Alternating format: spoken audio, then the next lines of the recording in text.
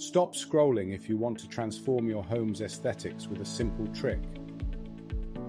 Many homeowners wonder if their UPVC windows, which often look tired after years of battling the elements, can indeed wear a fresh coat of paint.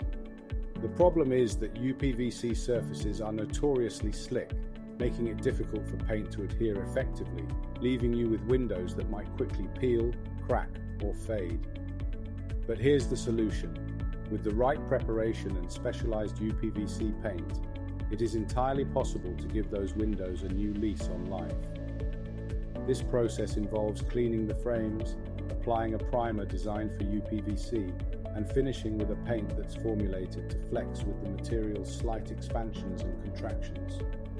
This means you can change the color of your windows to match any new design scheme, or simply refresh the current look.